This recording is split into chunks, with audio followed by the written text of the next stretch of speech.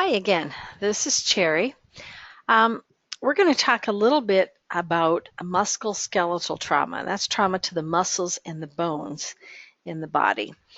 Trauma is always interesting. I think it is the reason that a lot of us are drawn to EMS. And it's the cool stuff, the blood and the guts and all that good stuff. It truly isn't the most of what we do. Occasionally you get a good trauma call, but most of the time we take care of sick old people.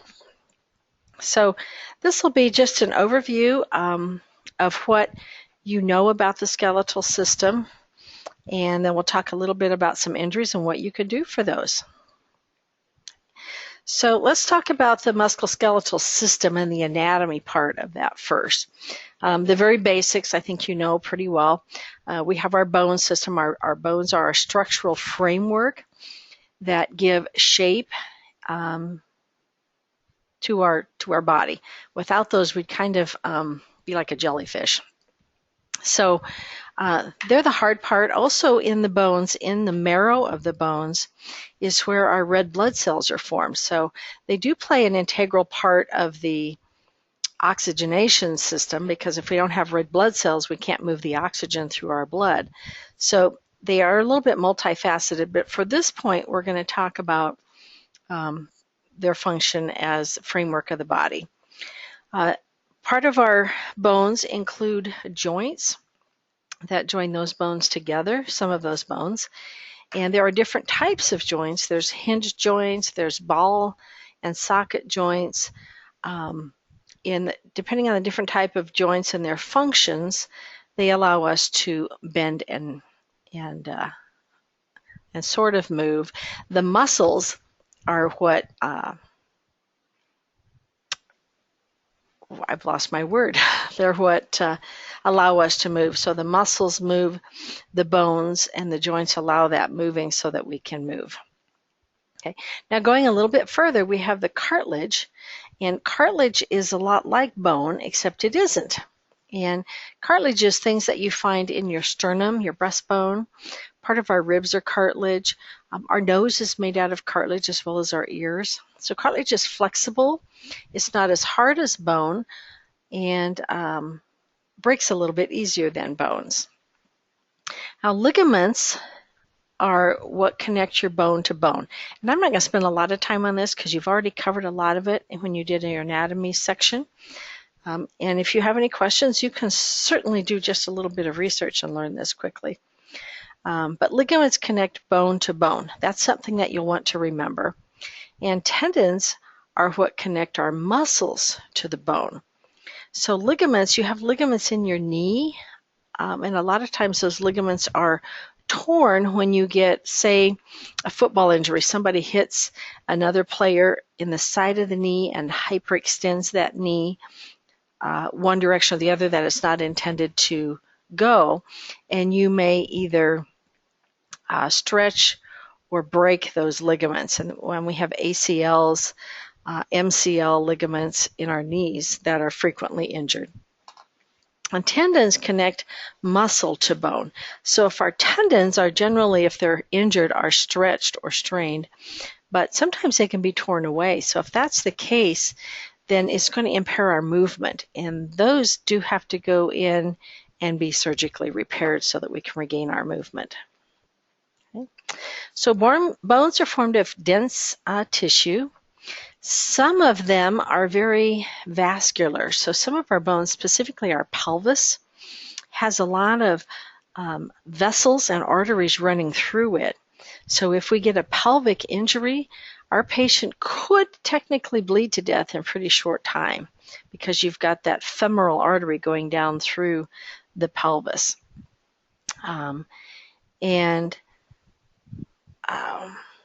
We need to be thinking about the chance of bleeding. The other thing we can think about is some of our bigger bones, like our femoral, our femur, runs next to our femoral artery. And so if you have some bleed, your femur fractured, it could technically nick your femoral artery. It doesn't happen very often, and it's not common, but if it does, your patient's going to be really, really in trouble.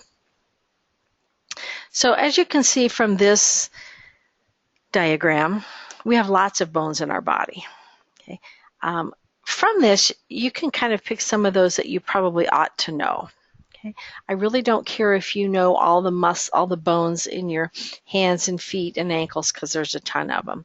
But some of those main bones, like your humerus, the upper bone in your upper arm, you need to know that. You probably need to know your ulna and radius in your lower arm and figure out which one. We always feel for the radial artery. So that radial bone runs right down by the thumb, because we go by the thumb and then we come inward to check that radial artery. And that's the radial artery sits next to the radius. You need to know things like your femur and your tibia and fibula down here. I always remember the big bone is the tibia, because the little one is fibula, and just a little fib. So fibula is little. That's how I remember it. You're going to have some silly ways to remember these dumb things, but if it works, it works. The patella is your knee. So that's a good one to remember. On occasion, that patella can be dislocated and slide off of the top of the knee joint where it should sit. It's very painful. It's easy to fix, but it's extremely painful. And it's kind of makes you suck your air in when you see it. We have lots of bones in our skull. We have lots of bones in our face. Two of the most common ones that we need to know are the upper jaw bone, or the upper jaw, which is the maxilla, and that lower jaw is the mandible. You need to know what those are called, because you'll hear those referred to frequently. And your scapula is your shoulder blade. That is the hardest bone in your body to break. So if you've had enough force to fracture your shoulder blade or that scapula bone in your back, we need to start thinking about what kind of damage happened inside the chest, because that's a great amount of force that would fracture that. And very possibly you're going to have some swelling, maybe a punctured lung, maybe fractured ribs, but definitely swelling possibly in the lungs and or heart. So we need to think a little farther than just the fracture that we can see. Your clavicle is your collarbone. It sits up high on the shoulder. And that is the most common broken bone in the body. Okay. Your ribs, or your intercostals, your costals, the intercostals are the spaces in between. The costals are the ribs. They're fairly easily broken, especially in our older people, and very, very painful. Another part of that system is your sternum, which is that breastbone that sits right in the middle. Now, when you're doing CPR, you might feel those ribs. And the first part of the ribs you can see here in blue next to the sternum are cartilages as well. And they may break loose from that sternum right there as you're doing CPR. That means nothing more than you're doing effective compressions. Oh, you're going to feel that bony crepitus under your hand. Just keep right on pushing, because you're doing what you need to do. Okay, and then we've got the spine, which we're going to talk about here in just a little bit. So many bones are classified by shape. Some are irregular, like your scapula is a little bit of an irregular bone. Your vertebrae are irregular shaped. You have long bones, like your femur, your ulna, your humerus. Those are all long bones. You have short bones, which are more the bones in your fingers, feet, ankles, things like that. Then you have flat bones, which your scapula fits in that as well, as do your ribs. So lots of different shapes. And you can see here some pictures of those and how those kind of all fit together in their shapes. Okay. So when we have a break in one of our bones, it causes our tissues around it to swell. Anytime we have damage, our body's response is to have fluid go there. Excuse me. The theory behind this, I guess not the theory, but the cause behind it, is if we can have fluid go there, it's either going to bring more fluid to the area if it needs it. But in the case of a broken bone, it kind of puts pressure around that bone with the swelling when the fluid builds up in the cells and outside the cells, and sort of self-splints that fracture. The swelling will keep the bony fragments from moving back and forth across one another. So although it does prevent or limit some pain, it also causes pain because you have that increased pressure in that area that's already painful. In that process, we oftentimes, if we have a fractured artery or vessel that runs next to or inside the bone, we'll have a blood clot that's going to form at that area to limit the bleeding. So we're going to talk about compartment syndrome when we get a little further into this. So I'm not going to spend a ton of time here because there's more explanation to this. So if we have an interruption of the blood supply, like an artery that is either pinched or cut, then the cells that would normally get their nutrients and oxygen from that artery are going to begin to die.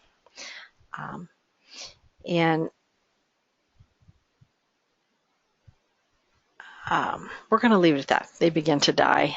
So we get some damage from this. Okay.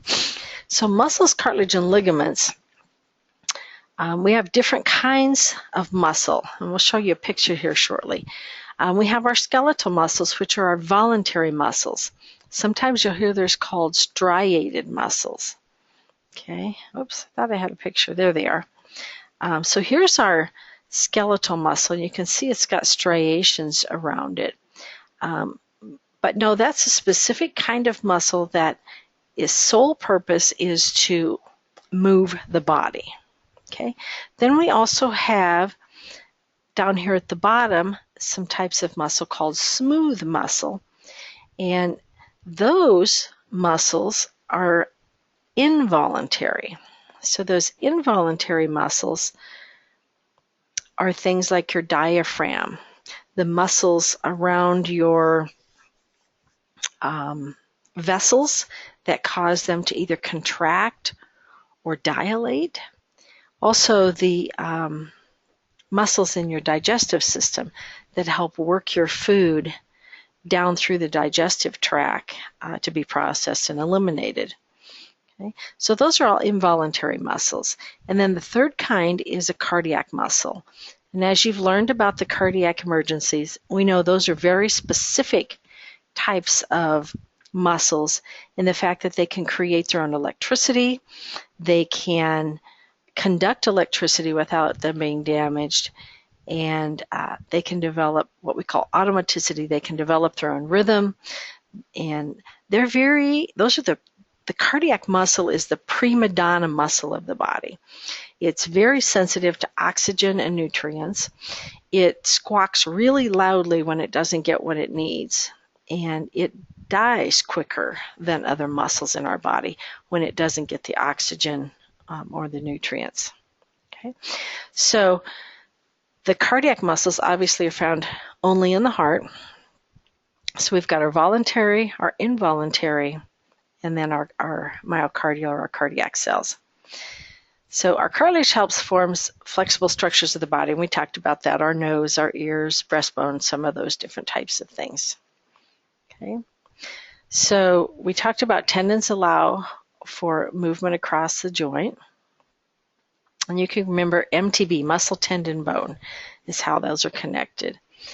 And then BLB is the other one, bone, ligament, bone. That kind of tells you how the ligaments are put together. So ligaments support the joints, and they attach the bone ends together so that we've got a range of motion, but it also limits how far we can move our muscles. Okay, so here's another little diagram on how those go together. You can see here on the right-hand side, you've got your ligaments tying the bone together. And then over here on the left, you've got the muscle and it's moving into the tendon, which attaches to the bone. Okay. So let's talk about how we're going to care for these people. First of all, we need to think about our mechanism of injury because it's going to play a big part in the type of injuries our patients are going to have. So when we talk about mechanism of injury, we're talking about how much force and what type of force. So we can have a direct force, which is a direct blow to the body, okay? Or we can have an indirect force that if you're in a motor vehicle and you're driving, and let's say your car hits a tree, okay? The direct force is the car hitting the tree, okay? There's another direct force because the car hits the tree and the car stops, okay? That is a direct force. Then our body hits our car. So whether it's a seatbelt, airbag, windshield, whatever we hit, that is another direct force. The indirect force then is our organs are still moving long after our body has stopped. And then we get that force of our organs hitting the inside of our body. Other types of forces that we see regularly would be twisting or a rotational force. We see that a lot on young kids, parents grabbing their arm and twisting, or twisting as they pull, or flipping them around, and we get that twisting fractures. We call them spiral fractures in those long bones. So a fracture is any break in a bone and we categorize those by saying they're open or closed. Open obviously being that it's an open wound. The bone has penetrated through the skin, and we actually have access into the inside of the body through that wound. Okay. Well, a lot of times, most of the time, you're going to have closed fractures where you have the fracture of the bone, but it has not penetrated through the skin and remains closed, which definitely reduces the chance of infection. Commuted fractures are bones that are broken in several places.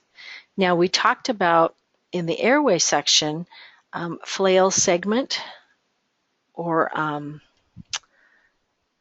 where we've got two or more ribs broken in two or more places, and that part of the rib or that part of the chest appears to be moving in an opposite direction as the rest of the chest wall. So those type of fractures would be a commuted fracture. Other things you may see is somebody that's got more of a crushing injury. Sometimes you see lower leg bones broken in two or three places. Same thing with femurs, depending on the type of injury and the force involved. Okay. Green streak fractures are types of fractures that the fracture is there, but it's not displaced. So you can see it. We call them, sometimes they're called incomplete fractures. So the bone is fractured. You can see the crack in the bone on an x-ray. They're a little bit harder to see, but the bone is still in place. Okay. And then angulated fractures are where the bone is actually bent at an angle. So you're going to see that very obviously in your extremity where that bone is actually bent. Okay, so here's just a picture of a closed fracture. It's not really a good trauma lecture unless you've got a couple gross pictures in here, right? Okay. So here's our closed fracture, and you can see right down here, this bone should be inside the leg here, and it's fractured and pushed its way out here.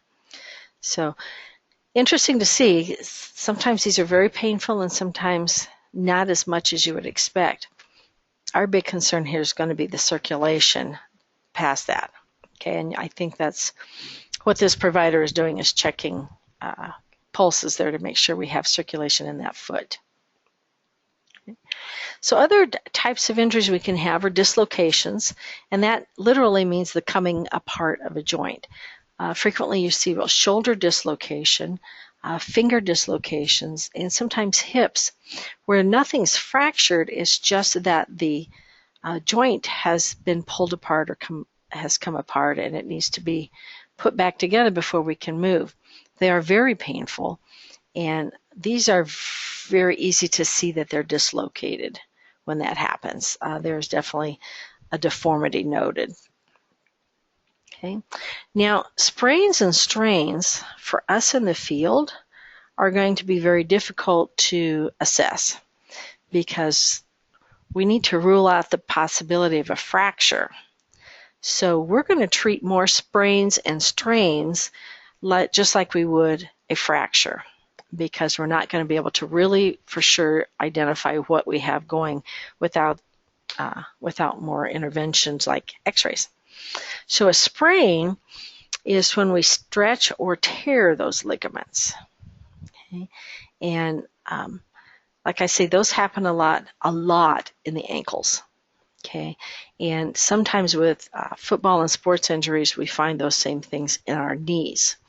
Okay, a strain, on the other hand, is overstretching or overexertion of the muscle. So that's the muscle itself gets torn a little bit.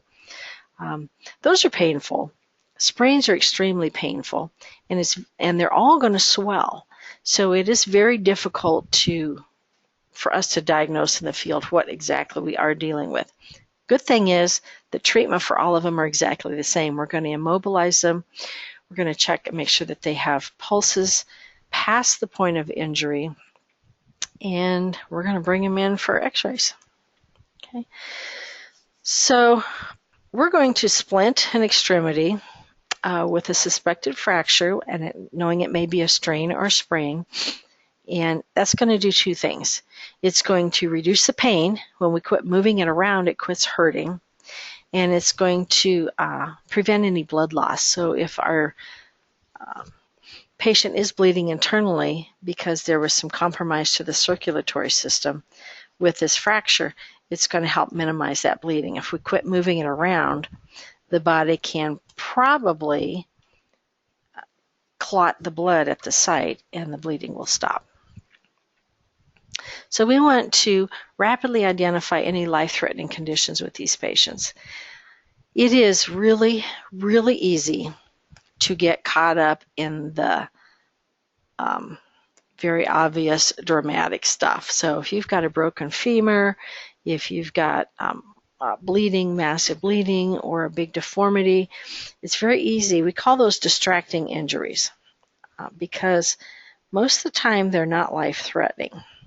However, they sometimes cause us to miss something that is life-threatening, like maybe difficulty breathing, or maybe lung sounds that are absent on one side because we get so wrapped up in treating this femur fracture that we don't even listen to lung sounds. Okay, so we cannot deviate from our ABCs. We have to do that primary assessment.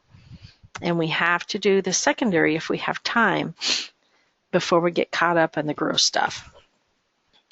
So with these patients, we are going to want to cut their clothing off to look at things. And you're going to have patients who are like, oh my gosh, these jeans cost me $130. Well, if I can't access your injury, I have to look. So the jeans are going to get cut off. Little hint, if you cut up the side seam of your clothes, then you can lay the clothing back over your patient and number one, keep them warm, which is really important with your trauma patients, and B, provide them with a little modesty. If we cut up the top middle part, you can't really fold that back over because it doesn't stay. So I always try and cut down the side seams. It just works better. Told you we were going to talk about compartment syndrome. So what compartment syndrome is severe swelling of an extremity as a result of a fracture. So let's say that we fractured our tib fib in our lower leg. We fractured both of them just below the knee. Well, because of that fracture, our body is going to try and do what it can to repair that. And so it's going to swell, okay? Those cells, and there's a long process involved there, but water is going to come out of the vascular system and out of the other tissues, and it's going to gather in those cells around the fracture. It's going to be in the cells, around the cells, and so we're going to get increased pressure at that site. If our increased pressure becomes so great that it starts to pinch off the vessels that are going through there. So let's say we get so much swelling that our arteries become compressed and we can't move blood through the artery to get oxygen and nutrients to our lower leg and foot, then our patient runs the risk of losing that limb. So we have to recognize compartment syndrome, and that's why we always check for CSM, circulation, motor, and sensory. Some people call it PMS, whichever works for you is fine. But we have to check for that circulation, motor function, and sensation, because we can also pinch off the nerves with that increased swelling. So that's why we always check before and after we splint, and then continue to check as we move along, so that if there is compartment syndrome that's going to happen there, we can take some measures to reduce that. We aren't going to, but the physician will. But it would be to our patient's advantage if we recognize it and let them know. Okay. So what we're looking for when we do an assessment on a patient that has a possible fracture or musculoskeletal injury, we're looking for pain and tenderness, and we're going to find that when we do that secondary assessment, or what the patient tells you when you get your sample history.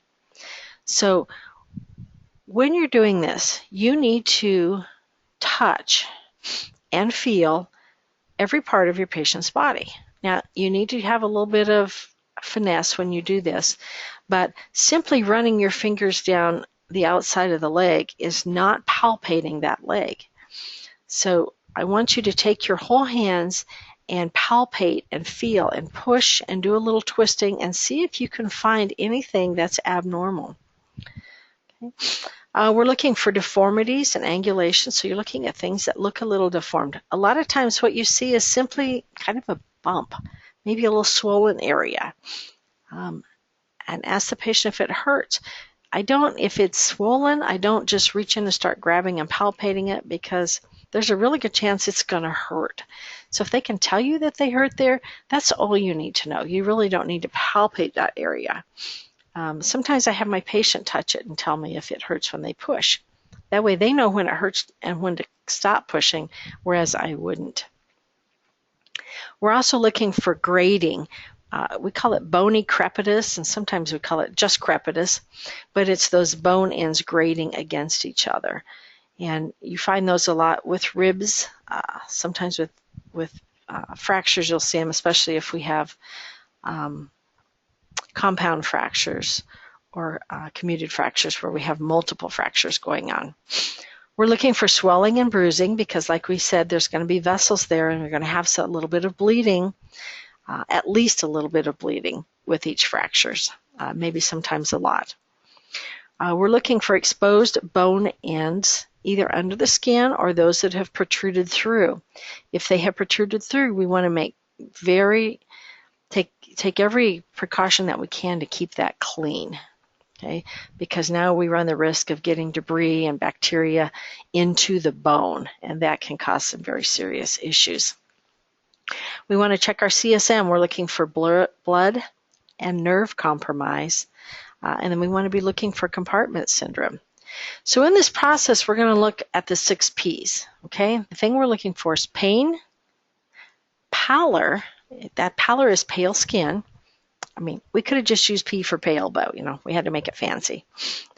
So we're looking for pale skin, which is going to indicate that we're not getting the circulation that we need, or if our entire patient is pale, that they're in shock. Okay. We're looking for paresthesia, and paresthesia is that pins and needle feeling. If you've ever had, say, your hand go to sleep, and when it starts to get circulation back and wake up, it gets all tingly. My little sister used to call it sparkles in her fingers. Okay, that feeling tells us that we have some neurological compromise, that we have some nerves that are compressed and damaged. We're looking for pulses. We want to check and make sure we don't have anything that's diminished or absent. We're looking for paralysis. I think that's pretty self-explanatory.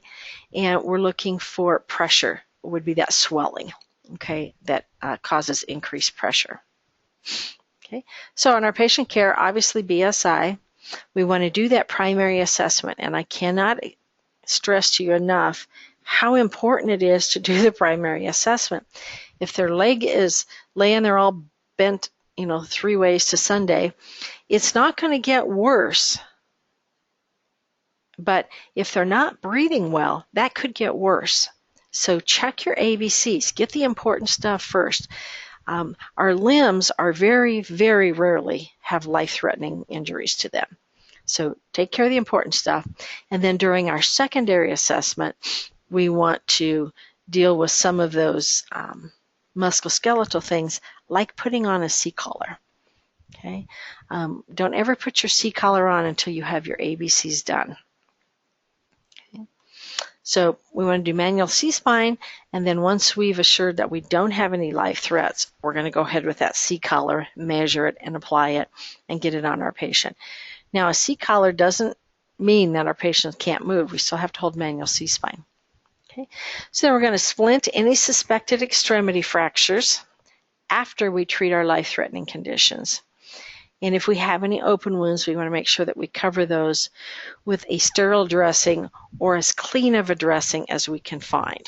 Okay, it's not that we always carry sterile with us, but something that's very nice and clean, like a 4x4 gauze that's packaged so it's clean. Pull it open and get it on there as soon as you can so we don't get a lot of debris in. Okay. Now, I think most of you have or will very soon be working on your skills in the lab. So splinting is something that we're going to practice there, but here's why we do it. Again, it minimizes the movement of the bones. It prevents any additional injury to the nerves, the muscles, the veins and arteries that might be in close proximity to that fracture. Sometimes when we get a fracture to the bone, it has kind of a splintering effect, and we have long, sharp edges that can cause a lot of damage. When we don't move that around like that and cause the damage, it obviously decreases our pain. So number one for the patient is going to be to decrease the pain. For us, we want to prevent any additional injury, and we want to minimize any blood loss. Okay. Also, by fracturing or by splinting a fracture, apparently I can't talk very well tonight, but by splinting that fracture, we reduce the risk of a closed fracture becoming an open fracture. If we move it enough, we stand the chance of poking that bone in through the skin. That we don't want to go there. Okay, so it's sometimes, rarely, but sometimes you're going to have a fracture and you don't have circulation in your extremities. So let's say we have an arm fracture and we can't find a radial pulse. Then we want to think about doing a realignment. If you've got good circulation, we aren't going to mess with this, okay? We're going to leave it like it is if we can, okay? But if you're lacking circulation, then we want to think about realigning this to reduce the pain and possible further injury and restore circulation if we can. Okay? Now you need to adhere to your protocols on this. In general, we allow EMTs one try, and paramedics as well, one try to realign the extremity. And if you can't get it, then we're going to splint it and transport. Okay, you can see how this EMT has got her partner there. They're keeping the extremity. So let's say the fracture is probably going to be right in here. So this female EMT is going to pull in line, straight in line, and try and get the bone realigned in more of a normal position to hopefully restore the circulation. Okay.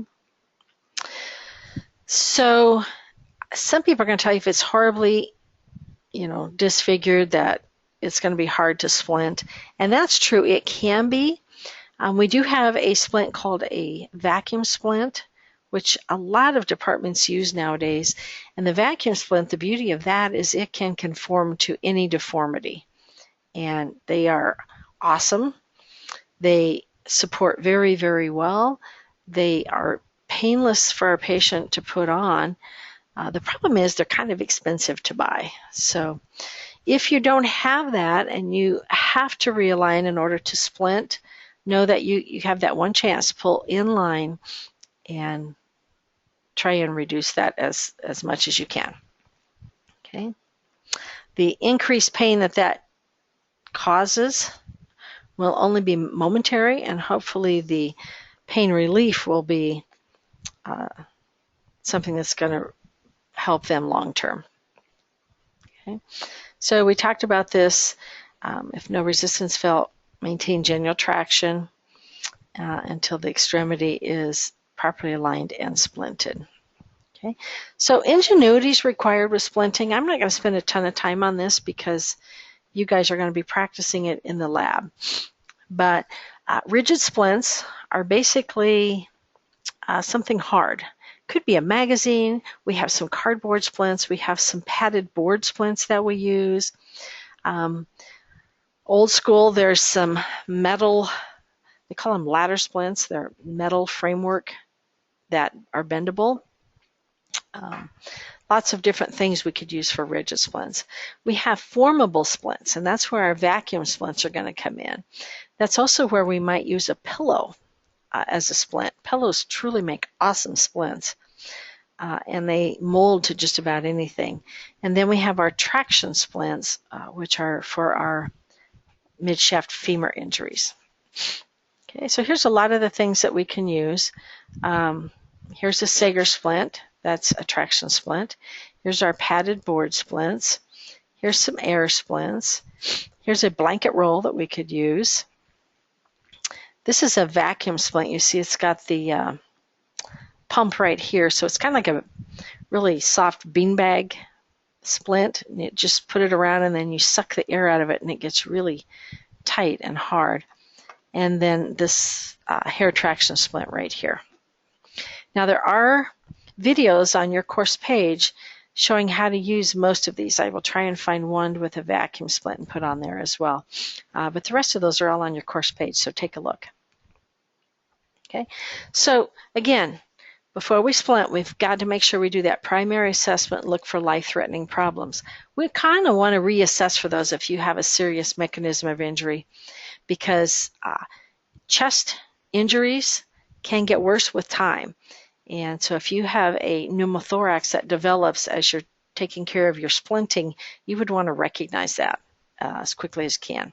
So expose our injury site, check our CSM, make sure that you know what you're dealing with. Okay? If you don't have circulation, motor movement, or sensation, then we need to move a little faster and see if we can get that reduced down so that we can restore some of that. Okay?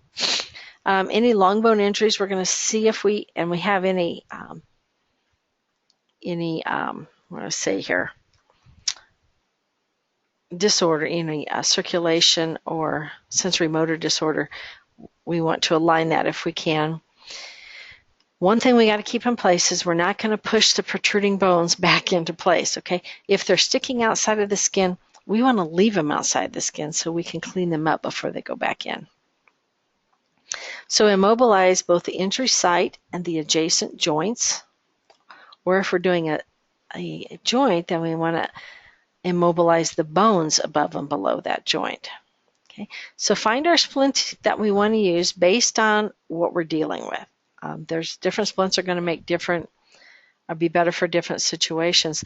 You know, it doesn't have to be some commercially manufactured thing. If you've got a little pillow there and you can use that pillow and wrap around and secure that and stable it, that works perfect. Okay. So apply the Splint before and after, before moving the patient to the stretcher if possible. If you find anything in your primary assessment that has you concerned, you can manually mobilize that and move your patient to the stretcher, and you can splint en route. In fact, I would highly recommend that you do that. And then once you get them on the stretcher, whatever, or on the long spine board, we want to pad any voids that are there to make them more comfortable and limit the chance of movement. Okay. There's an old saying that you can splint your patient to death. And that's very true. I think I've said it 3 times thus far. I'm going to say it again. We cannot splint before any life-threatening conditions are addressed. So we've got to do our ABCs. That being said, then we want to make sure that our splint is correct and that it's not too tight. Okay? We don't want it to cause more swelling. And if you've ever put a rubber band on your finger and seen what happens, your finger swells. It turns all kinds of weird colors. I wouldn't know exactly how I know that. I'm not going to tell you anyway, but the splint will do the same thing. If it's too tight, it's going to cause more damage. If it's too loose, it's not going to do its job. It's going to be moving around over the top of that fracture and cause more pain. So it needs to be tight enough to be secure, but not so tight that you're cutting off circulation. Okay. So take BSI, expose your area, manually stabilize your injured site. Now, you don't have to do this. If your patient is capable of manually immobilizing that limb or extremity, by all means, let them. It gives them something to do. They know when it hurts and when it doesn't, so they're the perfect one to do some immobilizing. Oftentimes, when you get there, your patients already have it immobilized, so all you have to do is check a pulse, see if they can wiggle their extremities, and move on to splinting. Okay, so there we are, immobilizing the situation. Now, she's got her hands completely full. If her patient was immobilizing this, it would free her up to do some more work. So if she's going to immobilize, then she's going to have her partner come in and help her splint that. Okay. Again, assess our CSM. Realign our deformity if we need it. If it's cyanotic or pulseless, then we want to make sure that we do some realignment. Okay. So checking for CSM. Measure or adjust our splint. Put it into position, apply it, and then reassess our CSM afterwards. Okay, then we want to secure the splint. Now, I always make sure that I secure that so that I can still check pulses. Okay, I still want to be able to look at the fingers. I still want to be able to check a radial pulse and make sure that things are fine. So, sometimes I'll just put a couple little wraps around that so I can see a good share of the arm, but it's still secure. And then reassess. Okay. Our traction splints counteract muscle spasms and reduce pain in our mid-shaft femur fractures. So in your skills videos, you're going to see there's 2 different types. There's a bipolar traction splint that we call a Sager splint. Sager is the brand name. Okay. I'm sorry, a bipolar is a hair traction splint. Bipolar has 2 poles, one on each side of the leg, and it is designed for the splinting of one leg. Okay. Then we have our unipolar, which is our Sager splint. It's 1 pole, and it is designed to immobilize one or both femurs. Okay. So what we want to apply is roughly 10% of the patient's body weight in pounds per square inch. Okay, so we don't want to go over 15 pounds. So depending on our patient's weight, obviously little kids are going to be, or younger kids, smaller people are going to be less than that, but we know it's going to be 10% of the body weight, not more than 15 pounds. Okay, so BSI, manually stabilize the leg. Again, check CSM. We're going to adjust the strap. We're going to put on the ischial strap so that the splint will stay in place when we apply traction. We're going to apply the securing ankle hitch around the ankle and then apply mechanical traction. Please know what type of splint your department has before you have to use it. So drag it out, play with it, look at it. If you need to Google the use of it or the instructions, please do. There are several different manufacturers out there, and they are used very differently, so make sure that you know what you have. Okay, again, reevaluate our CSM before we're done. And then we're going to put our patient on a long spine board to immobilize the hip, because remember, we're immobilizing the joint above and below the fracture, so we need to immobilize the knee. Your traction splint will do that, but we also have to immobilize that hip so that it isn't moving and pulling those muscles further. Okay, so shoulder girdle injuries. You're going to notice this with pain in the shoulder.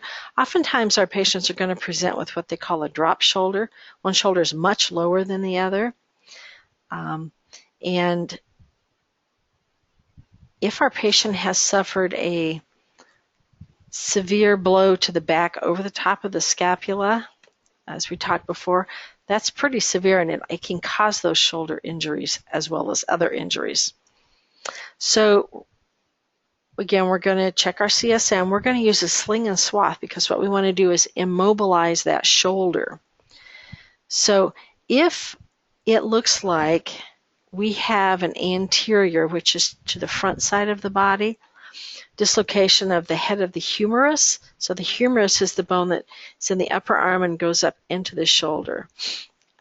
If that is dislocated, it's a good idea to put a pillow between the patient's arm and chest so that you can hold that shoulder, that humerus up. If you try and bring it down in close to the chest, you're going to cause a great amount of pain and maybe compromise some circulation. So if it's up and out, then put a pillow in there to leave that in the position that you found it. Okay? Don't attempt to straighten it. Reducing is a term that we use when we put a dislocated joint back in place. That is not something that we're going to do in the field. Okay, so we're going to transport them generally in the position of comfort or the position they're found. And then we're going to check CSM after we get them bundled up and make sure we haven't caused any further injury. Pelvic injuries can be noticed with pain in the pelvis, hips, groin, or back, lower back. We're going to notice it when we're doing our secondary. We're going to put a little bit of pressure on the iliac crest, right on their pelvic bone.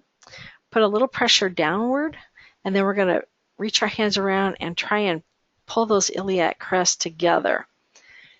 At either time, they should not move. But if they do, then we're going to suspect a pelvic fracture. And again, as we talked, pelvis bleeds a lot. So a pelvic fracture is something that would be of great concern. Okay. Other indications might be that the patients can't lift their legs when they're lying on their back. For the reason is that it puts pressure on that pelvic bone and hurts, so they don't. You may find a lateral rotation, which means the foot is pointed to the outside of the body. So a lateral rotation of the foot, and you see that a lot with hip injuries. Frequently with pelvis injuries too.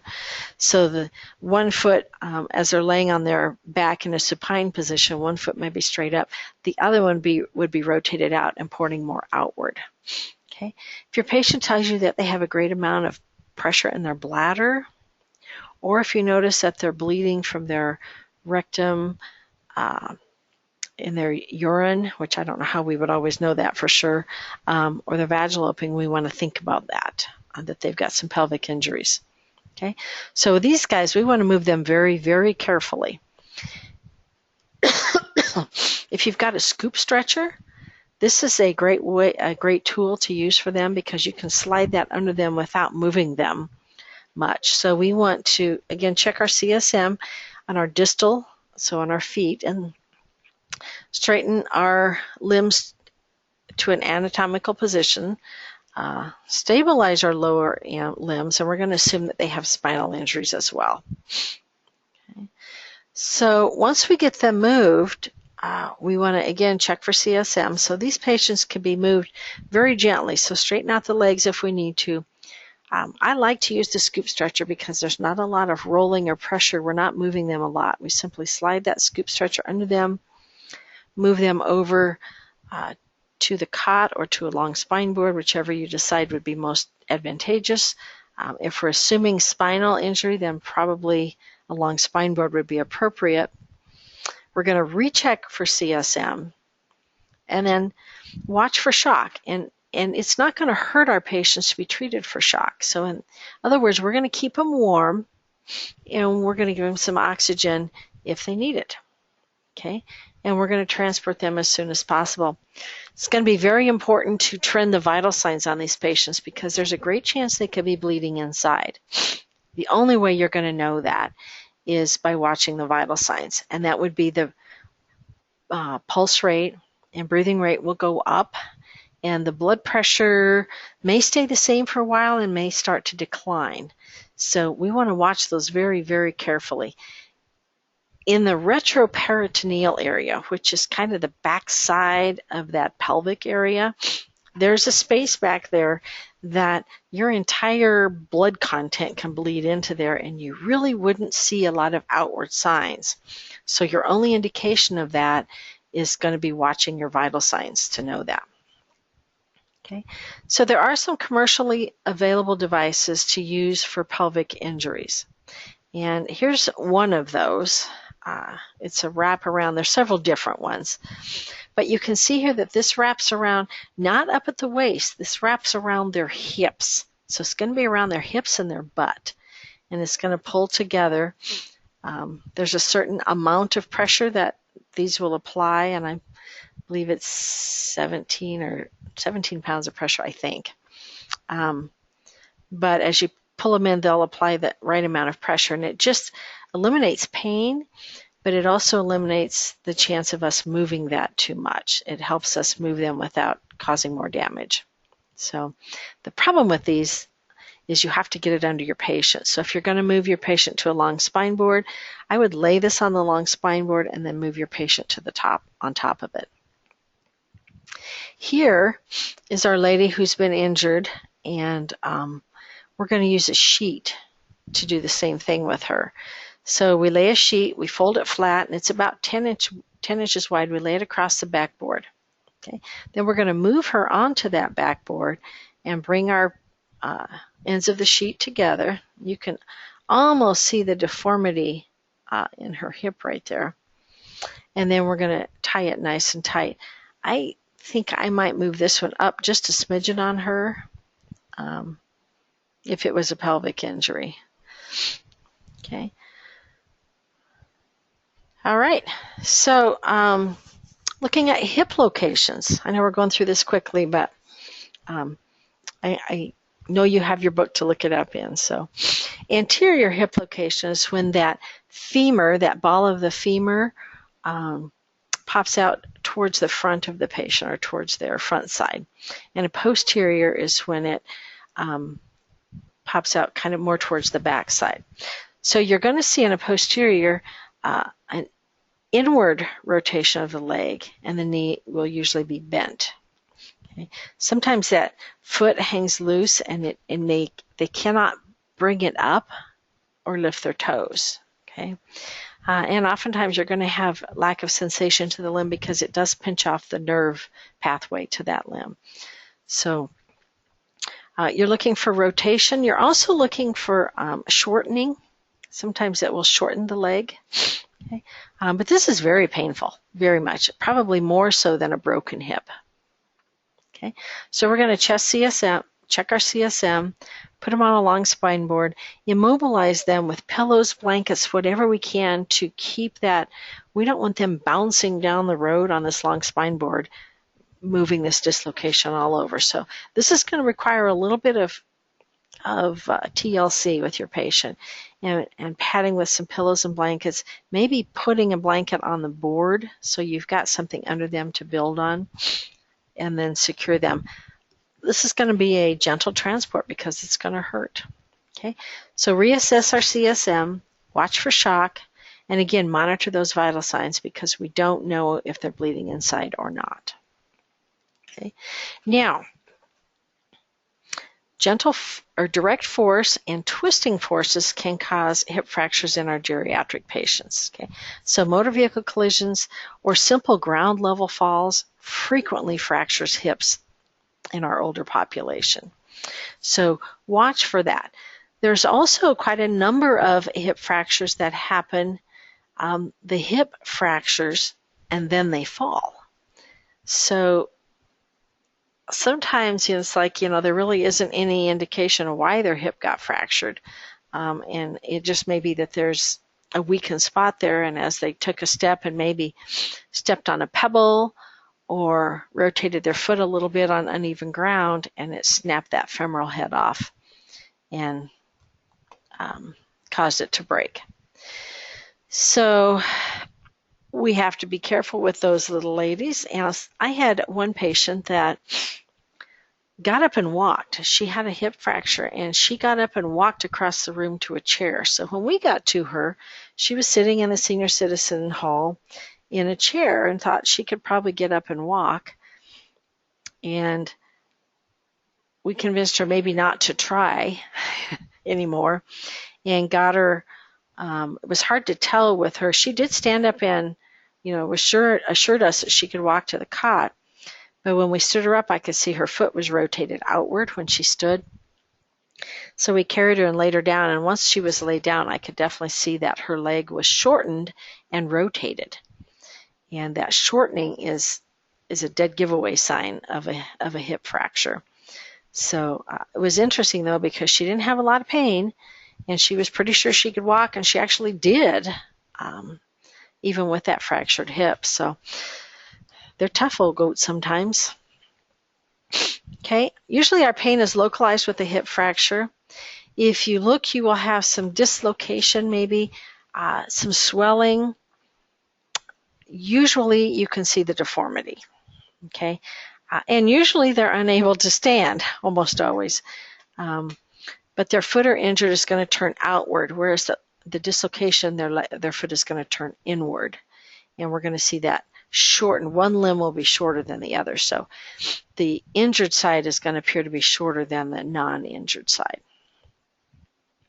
So we're going to place a folded blanket between our patient's legs and bind our legs together with maybe a sheet or some straps, anything to kind of keep them together, because we're using the good leg to splint the bad leg.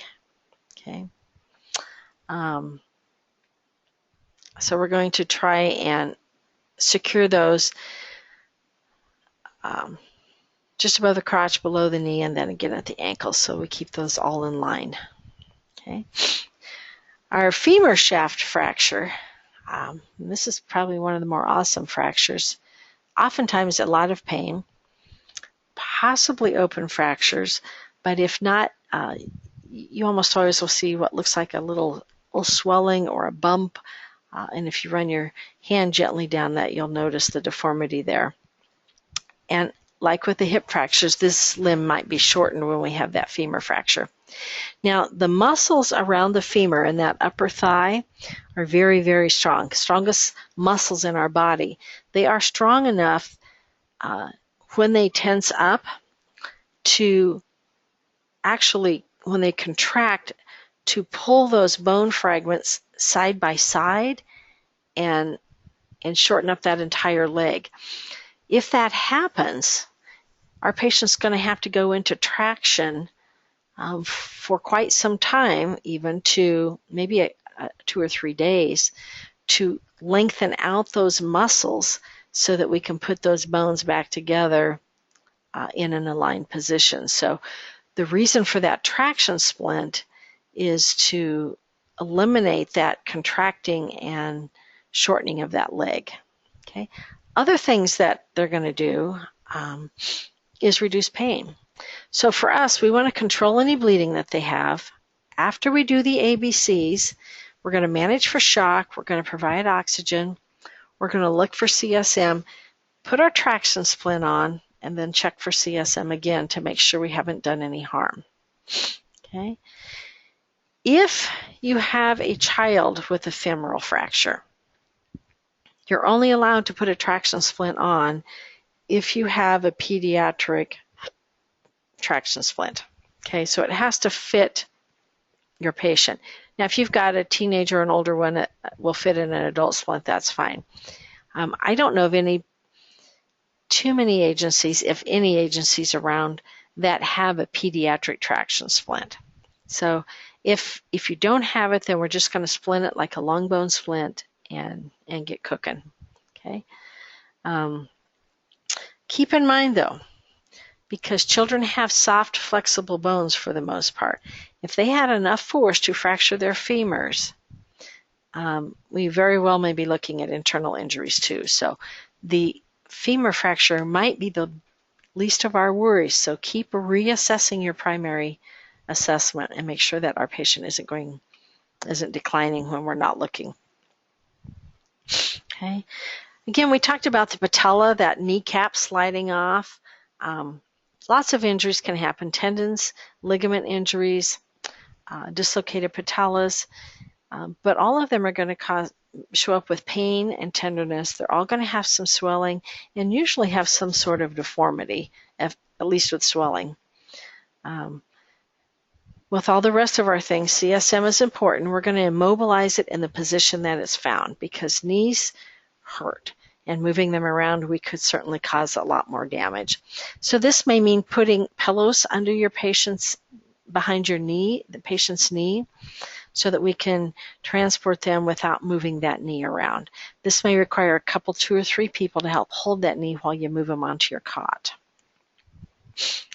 Tib fib, we're going to treat those the same as we would any long bone injury.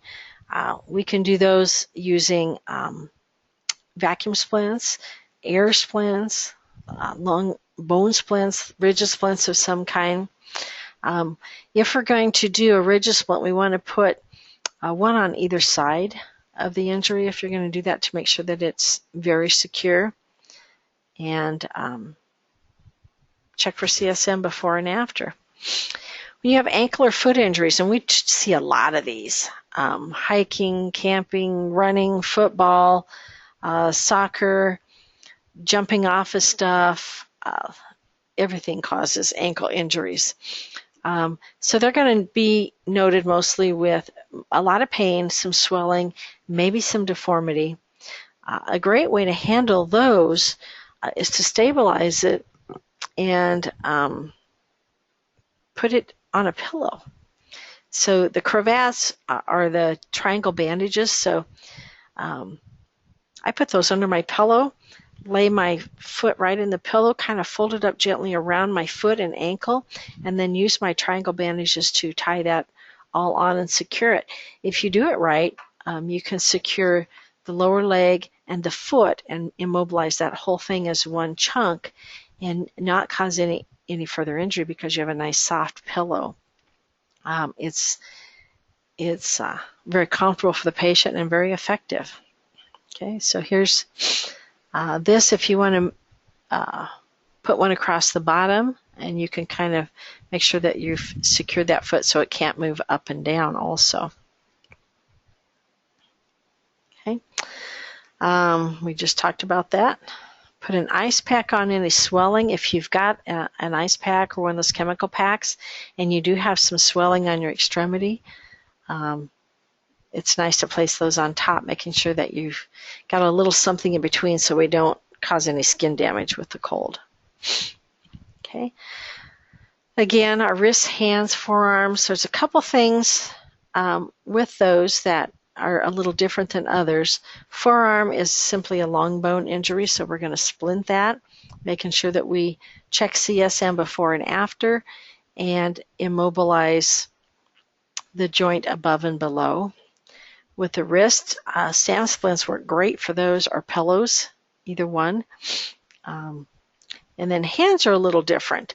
If we've got fingers that are broken, we generally, if we have one finger, you've got a finger on at least one side of it that isn't. So we can tape the injured finger to the uninjured finger, and we've got a nice splint right there. Sometimes we can use a tongue depressor. If you happen to have one, you can see this gentleman's got a tongue depressor on the bottom side of his finger there to keep it nice and straight. Now we could also secure that to his other finger if we wanted to. Okay. We don't want to try and pop a dislocated finger back into place. We can compromise circulation and all kinds of things with that. So we're going to leave that up to a physician to do. So they'll x-ray it, then they'll reduce it down. Any dislocation is this way. They'll reduce it, but they give the patient some muscle relaxant and a little bit of sedative because it's very painful. And they put that back in place, and then they x-ray it to make sure that it is in the right place. And that's it. Aren't you glad? Alrighty. We're going to move on to head and neck injuries. So I wish you the very best, and we'll talk to you again very soon.